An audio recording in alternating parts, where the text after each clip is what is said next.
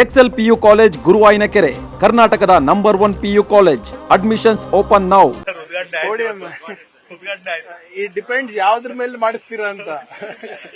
ಎರಡು ಮೂರು ಇಶ್ಯೂ ಇದೆ ಸರ್.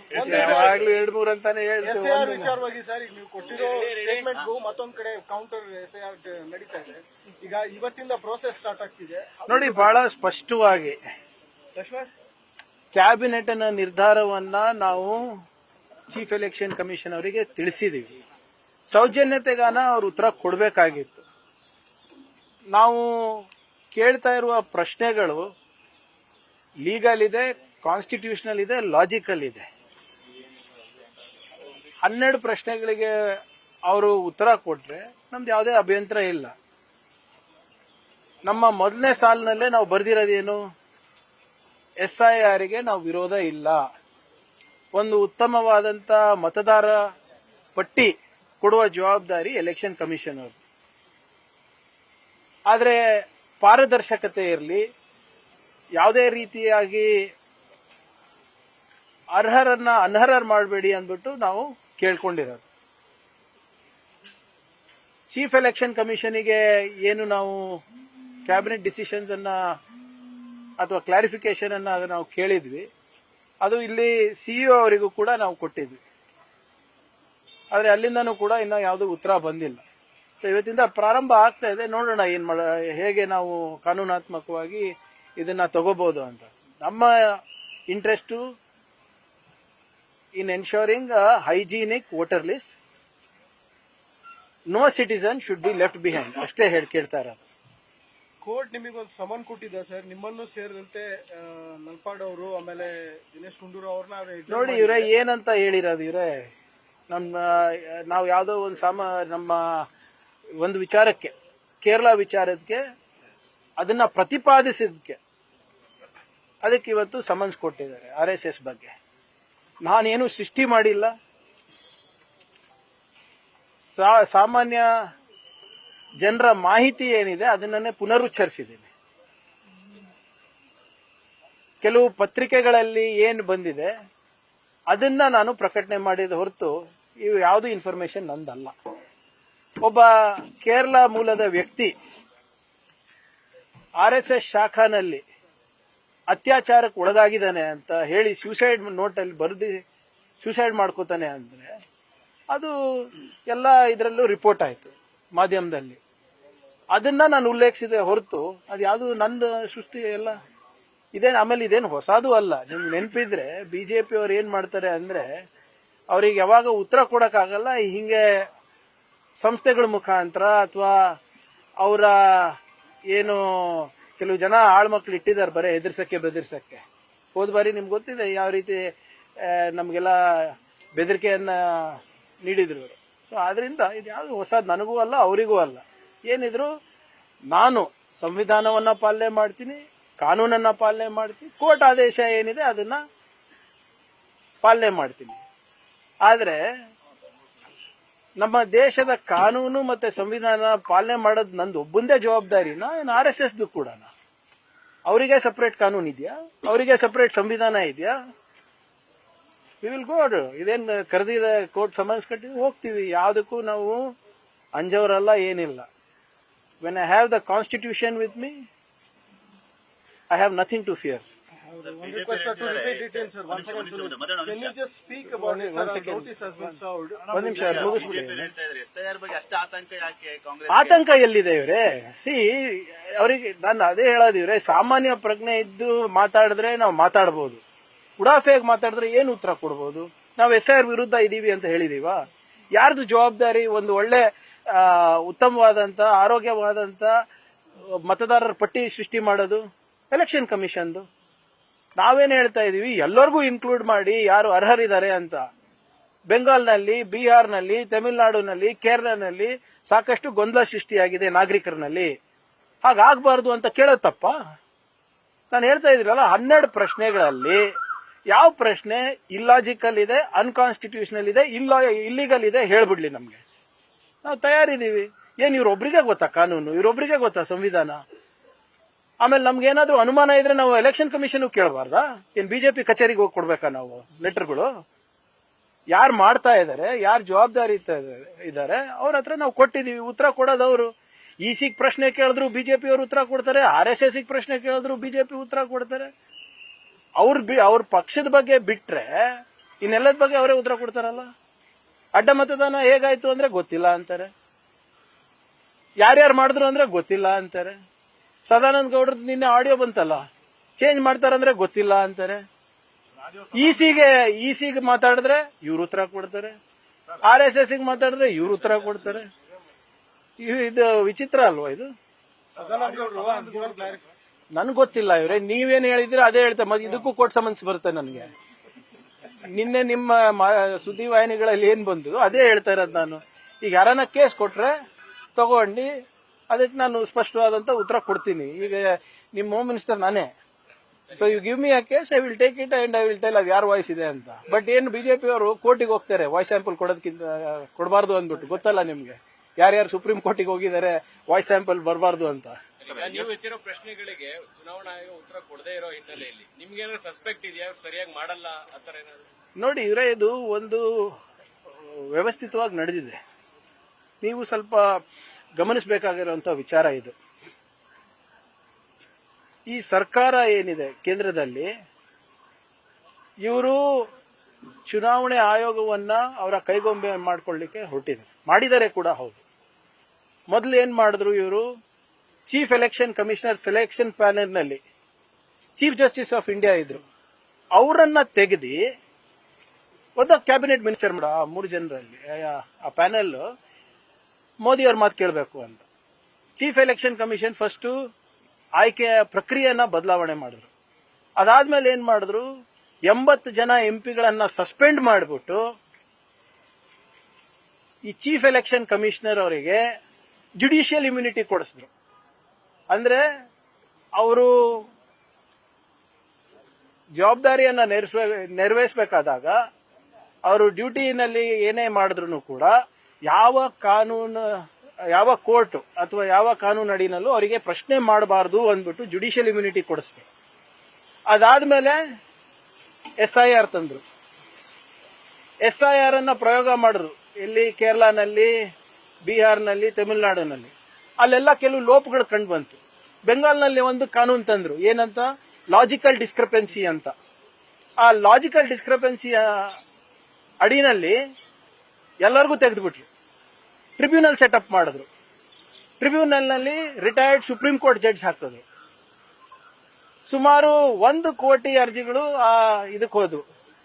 ಕ್ಷಮಿಸಬೇಕು, 27 ಲಕ್ಷ ಅರ್ಜಿಗಳು ಟ್ರಿಬ್ಯುನಲ್ಗೆ ಹೋದ್ರು. ಆ ಸುಪ್ರೀಂ ಕೋರ್ಟ್ ನ್ಯಾಯಾಧೀಶರು ಯಾರಿದ್ರು ರಿಟೈರ್ಡ್, ಅವ್ರು ರಾಜೀನಾಮೆ ಕೊಟ್ಬಿಟ್ಟು ಇದು ಮಾಡ್ಲಿಕ್ಕೆ ಆಗಲ್ಲಪ್ಪ, ಇದಕ್ಕೆ 4 ವರ್ಷ ಬೇಕು ಅಂತ ಹೇಳಿದ್ರು. ಅದಾದ್ಮೇಲೆ ಕೋರ್ಟ್ ಏನ್ ಆದೇಶ ಕೊಡ್ತು, ಈ ಸರಿ ನಿಮ್ಗೆ ಮತದಾನ ಕೊಡಕ್ಕಾಗಲ್ಲ, ನೆಕ್ಸ್ಟ್ ಟೈಮ್ ನೋಡೋಣ ಅಂತ ಹೇಳಿ. ಕ್ರೊನಾಲಜಿ ಸಮಜಿಯೇ ಯಾವ್ದಕ್ಕೆ ಹೇಳಿ, ಇದು ನಿಮ್ಮ ಹಕ್ಕನ್ನ ಕಸ್ಕೊಳ್ಳಿಕ್ಕೆ. ಯಾರಿಗ್ ಬೇಕು ಇವರು ಓಟನ್ನ ಕಟ್ ಮಾಡೋದಕ್ಕೆ. ಅಸ್ಸಾಂನಲ್ಲಿ ಡಿಲಿಮಿಟೇಷನ್ ಮಾಡ್ತಾರೆ, ಡೆಮೋಗ್ರಫಿನ ಡಿವೈಡ್ ಮಾಡ್ತಾರೆ. ವುಮೆನ್ಸ್ ರಿಸರ್ವೇಶನ್ ಬಿಲ್ ಅಂತ ತಂದ್ಬಿಟ್ಟು ಡಿಲಿಮಿಟೇಷನ್ ಕಮಿಷನ್ ಅನ್ನೇ ಇವರು ಕೈನಲ್ಲಿ ಇಟ್ಕೋಬೇಕಂದ್ಬಿಟ್ಟು ಮಾಡಿದಂಥದ್ದು ಪ್ರಯೋಗ ಇದು. ಇವತ್ತು ಯಾಕೆ 2/3 ಮೆಜಾರಿಟಿಗೆ ಒದ್ದಾಡ್ತಾ ಇದ್ದಾರೆ ಇವರು? ಯಾಕೆ TMCಗೆ ಹೊಡಿತಾ ಇದ್ದಾರೆ, SP ಹೊಡಿತಾ ಇದ್ದಾರೆ, NCPಗೆ ಹೊಡಿತಾ ಇದ್ದಾರೆ? 2/3 ಮೆಜಾರಿಟಿ ಬಂದ್ರೆ ಮತ್ತೊಮ್ಮೆ ಆ ಬಿಲ್ ನ ತಂದಿ ಡಿಲಿಮಿಟೇಷನ್ ಕಮಿಷನ್ ಅವ್ರ ಕೈನಲ್ಲಿ ಇಟ್ಸ್ಕೊಳ್ಳಿಕ್ಕೆ. ಇದೆಲ್ಲಾನು ನಾನು ಯಾವ್ದೋ ಒಂದು ಕಲ್ಪನೆ ಮಾಡ್ತಾ ಇಲ್ಲ, ಕತೆ ಅಲ್ಲ ಇದೆಲ್ಲ. ಇವೆಲ್ಲ ನಡೆದಿರೋದಂಥದ್ದು ಪಾರ್ಲಿಮೆಂಟ್ ನಲ್ಲಿ. ಸೊ ಇದ್ರ ವಿರುದ್ಧವಾಗಿ ನಾವು ಹೋರಾಟ ಮಾಡ್ತಾ ಇದ್ದೀವಿ. ಕರ್ನಾಟಕಕ್ಕೆ ನಂಟಿದೆ ಅಂತ ಯಾವುದು ಅಯೋಧ್ಯೆಯಲ್ಲಿ ಆಗಿರುವಂತ ಪ್ರಕರಣ, ರಾಮ ಮಂದಿರ ಪ್ರಕರಣಕ್ಕೆ ಕರ್ನಾಟಕದ ನಂಟಿದೆ ಅಂತ ಅಖಿಲೇಶ್ ಯಾದವ್ ಆರೋಪ ಮಾಡಿದ್ದಾರೆ. ನೋಡಿ, ಅದೇನಿದೆ ನನ್ ಸರಿಯಾಗಿ ಗೊತ್ತಿಲ್ಲ. ಬರ್ಲಿ, ಅದೇನಾದ್ರೂ ಅಂತದ್ ಯಾವ್ದಾದ್ರು ಇದ್ರೆ ನೋಡಿ. ಇವರೇ ಬಹಳ ಸ್ಪಷ್ಟವಾಗಿ ಎದ್ ಕಾಣೋದೇನು, ಬಿಜೆಪಿಯವರಿಗೆ RSSಗೆ ನೇಷನ್ ಫಸ್ಟ್ ಅಲ್ಲ, ಡೊನೇಷನ್ ಫಸ್ಟ್. ಹೌದಾ ಇಲ್ಲ? ಈಗ ರಾಮ ಮಂದಿರ ಪ್ರತಿಷ್ಠಾಪನೆ ಯಾರು ಮಾಡಿದ್ರು? ಪ್ರಾಣ ಪ್ರತಿಷ್ಠಾಪನೆ ಮೋದಿಯವರಲ್ವಾ? ಇನಾಗ್ರೇಷನ್ ಯಾರು ಮಾಡಿದ್ದು? ಮೋದಿಯವರಲ್ಲ. ಸಮಿತಿ ರಚನೆ ಮಾಡಿದ್ದು ಮೋದಿಯವರಲ್ವಾ? 15 ಜನ ಸಮಿತಿ ಇಲ್ಲಿ 12 ಜನ ಕೇಂದ್ರದಿಂದ ನಾಮಿನೇಟೆಡ್ ಮೆಂಬರ್ಸ್ ಇದ್ದಾರೆ. ಯಾರು ಮಾಡಿದ್ದು? ಮೋದಿಯವರಲ್ವಾ? ಮತ್ತೆ ಈ ದೇಣಿಗೆ ಇಷ್ಟು ದೊಡ್ಡ ಹಗರಣ ಆಗಿದೆ ಅಂದ್ರೆ ಚಿನ್ನ ಇಲ್ಲ, ಬೆಳ್ಳಿ ಇಲ್ಲ, ದುಡ್ಡಿಲ್ಲ, ರಾಜೀನಾಮೆಗಳು ಕೊಡ್ತಾ ಇದ್ದಾರೆ. ಆದ್ರೆ ಪ್ರಧಾನಿ ಮಂತ್ರಿಯವರಂತೂ ಮೌನವಾಗಿದ್ದಾರೆ. ಯೋಗಿ ಆದಿತ್ಯನಾಥ್ ಅವರು ಬಂದು ದೊಡ್ಡ ದೊಡ್ಡ ಭಾಷಣ ಹೊಡಿತಾ ಇದ್ದಾರೆ. ಏನಂತ, ರಾಮ್ ಭಕ್ತರ ಶ್ರದ್ಧೆ ಬಗ್ಗೆ ಅನುಮಾನ ಮಾಡಬೇಡಿ, ಕೆರಳಿಸ್ಬೇಡಿ ಅಂತ. ಕೆಳಸಿದ್ ಯಾರು ಸ್ವಾಮಿ? ಕಾಂಗ್ರೆಸ್ನವರ? ನಾವ? SP ಅವರ? ಲೂಟಿ ಹೊಡೆದಿದ್ದು ನೀವು, ನಿಮ್ ಸರ್ಕಾರ. ನಿಮ್ಗೆ ಪಾಲ್ ಬಂದಿಲ್ಲ ಅಂತ ಏನ್ ಗ್ಯಾರಂಟಿ ಇದೆ? ಆದ್ರಿಂದ ಏನೇ ತನಿಖೆಗೂ ಕೂಡ ಈಗ ನೋಡಿ SIT ಮಾಡಿದ್ರಲ್ವಾ, ಕೇಳಿಯಪ್ಪ, SIT ಮಾಡಿದ್ರಲ್ಲ, SIT ವಿತೌಟ್ FIR ಕೊಟ್ಟಿದ್ದು ನೆನಪಿದ್ಯಾ ನಿಮಗೆ? ಆಮೇಲೆ SIT ರಿಪೋರ್ಟ್ ಯಾರಿಗೆ ಸಬ್ಮಿಟ್ ಮಾಡಿದ್ರು? IAS ಆಫೀಸರಿಗೆ. IAS officer is a trustee, nominated trustee. ಅಂದ್ರೆ ಯಾರ ಮೇಲೆ ಆರೋಪ ಇದೆ ಅವರಿಗೆ ನೀವು ವರದಿ ಸಲ್ಲಿಸ್ತಾ ಇದ್ದೀರಾ? ಇದು ನಡೀತಾ ಇರೋದು ಬಿಜೆಪಿ ಸರ್ಕಾರದಲ್ಲಿ. ಮುಚ್ಚಾಕಕ್ಕೆ ಪ್ರಯತ್ನ ಮಾಡ್ತಾ ಇದ್ದಾರೆ ಇವತ್ತು. Sir, what do you want to say to the SIR process? It is starting from today. SIR process is starting from today.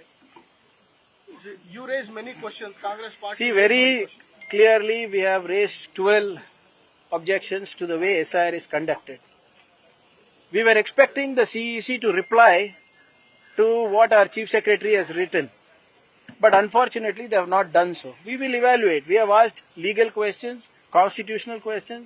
We are asking them on the entire, that they revise their entire process, make it transparent, ensure software audits are done transparently, ensure the entire process is done transparently. But unfortunately, they have chosen not to reply.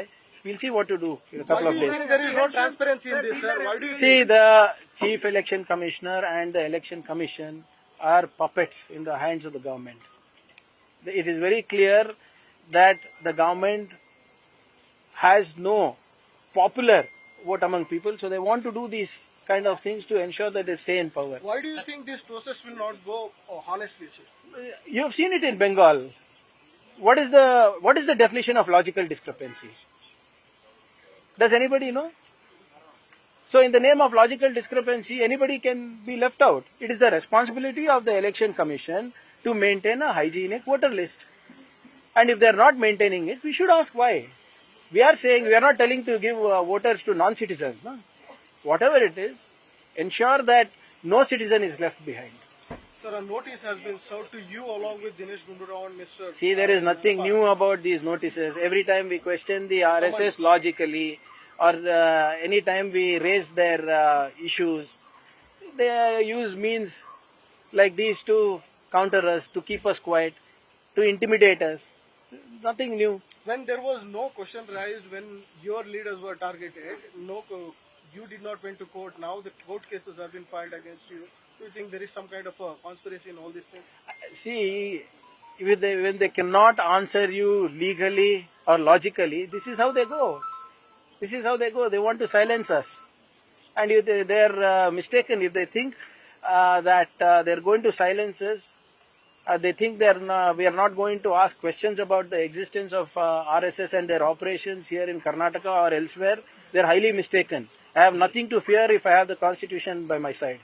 Will you be appearing on 21st? जी? Will you be appearing on 21st? Next month? अभी time है भाई, इतना भी जल्दी क्या है?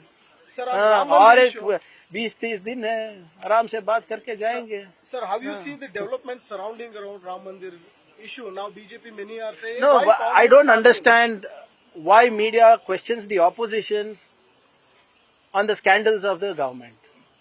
Why are they quiet? They seem to have an opinion for everything. But when it comes to their own states, why are they not talking about it? People who believed that this government is clean, people who believed that these people will not indulge in corruption in the name of God, have been let down. Na khaunga, na khane dunga was whose slogan? Mr. Modi's slogan. Maybe he was right. Sirf Ram se khaunga. Ram bhakton se khaunga. Is that what he meant? Many of the And why no man ki baat on this? Many of the BJP leaders are silent on this. Some of them are saying that why Congress doesn't have any rights. Why are they asking? We have no rights on what?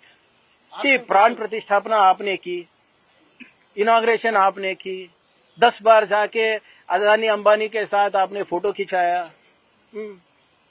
तो उत्तर तो आपको ही देना पड़ेगा ना, पर सवाल तो आप कांग्रेस से कर रहे हैं।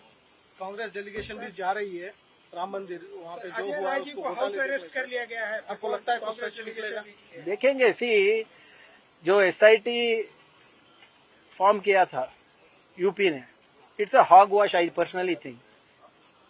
वो एसआईटी का रिपोर्ट उसी आईएएस ऑफिसर को दे रहे हैं जो ट्रस्टी है, और विदाउट एफआईआर दिया था पहले, अभी तो एफआईआर हुआ है। तो हमको ये पता चलता है कि ये मैसिव कवर अप हो रहा है, उत्तर नहीं दे पा रहे हैं। किसको बचाने? किसको? ये जो राम के नाम पे पॉलिटिक्स करते हैं ना, हमारे बीजेपी वालों को, आरएसएस वालों को। Where are those people now? RSS वाले क्यों बात नहीं कर रहे हैं? प्रियंक खरगे के बारे में आए तो इतना बात करते हैं, कोर्ट में जाके समझ करते हैं। Why they have not filed a court case against the Ram Mandir trustees? Why? Where are all these RSS भक्स, नेशनलिस्ट्स, देशभक्त लोग कहाँ किस बिल में छुपे हैं अभी? Report has been submitted to the same officer, sir, who is the IAS officer. That's exactly my point. That's exactly my point. Only when the public outrage happened, that's when the FIR was filed. ये कैसा investigation चल रहा है? आज कांग्रेस का delegation वहाँ अयोध्या जा रहा है, उससे पहले अजय राय जी, जिनको इसको लीड कर रहा हूँ, उनको हाउस अरेस्ट किया गया। क्योंकि वो डरते हैं, बीजेपी डरते हैं कि सच ना सामने आ जाए करके। ಸರ್ ಆನಗಲ್ನ ನರೇಗಲ್ನಲ್ಲಿ ಕೋಮು ಗಲಭೆ ಆಗಿದೆ, ಅದ್ರ ಬಗ್ಗೆ ಕೋಮು ಗಲಭೆ ಆಗಿದೆ. ನರೇಗನಲ್ಲ, ಹಾವೇರಿ ನರೇಗಲ್ ಅದೇ ಇದ್ರ ಹೋರಿ ಇದರಲ್ಲಿ ಅದು ಮಸೀದಿ ಮುಂದೆ ತಗೊಂಡು ಹೋಗ್ತಾರೆ, ಇಬ್ರು ಯುವಕರು ಘರ್ಷಣೆ ಮಾಡ್ಕೊಂಡಿದ್ದಾರೆ. ಅದನ್ನ ಈಗಾಗಲೇ ಅವರೆಲ್ಲರೂ ಇದರಲ್ಲಿ ಅವರಿಗೆ ಚಿಕಿತ್ಸೆಯನ್ನು ಕೊಡ್ತಾ ಇದ್ದಾರೆ. ಅದಾದ್ಮೇಲೆ ತನಿಖೆ ಮಾಡ್ತೀವಿ ಏನೇನಾಗಿದೆ ಅಂತ. PSI ಅರೆಸ್ಟ್ ಆಗಿದ್ದಾರೆ, Amruthahalli police station PSI sir. ಓಕ್ಸೋ ಕೇಸ್ ಅವ್ರ ಮೇಲೆ ದಾಖಲೆ. ಇದು 1 ವರ್ಷ ಹಿಂದೆ ನಡೆದಂತ ಪ್ರಕರಣ ಮೊನ್ನೆ ಬೆಳಕಿಗೆ ಬಂದಿದೆ. ಮೊನ್ನೆ ಸಾಯಂಕಾಲನೇ ಅವನಿಗೆ ಸಸ್ಪೆಂಡ್ ಮಾಡಕ್ಕೆ. ನಮ್ಮ ಸ್ಟೇಷನ್ಗಳಲ್ಲಿ ಇಂಥ ಘಟನೆಗಳು ನಡಿಬಾರ್ದು, ಅಸಹ್ಯ. ಇಂಥ ಸಿಬ್ಬಂದಿಗಳು ಹೆಂಗೆ ಆರ್ಸ್ ಬರ್ತಾರೋ ನಿಜವಾಗ್ಲು ನಮಗೆ ನಾಚಿಕೆ ಬರುತ್ತೆ. ಅವರೇ ನಿಂತು ಇಂತೆಲ್ಲ ಮಾಡಿಸಿ ಅವರೇ ರೆಕಾರ್ಡಿಂಗ್ ಮಾಡ್ತಾರೆ ಅಂದ್ರೆ nobody will be spared. Sir, one small incident happened in in Haveri district. No, that is a small altercation between two youth groups.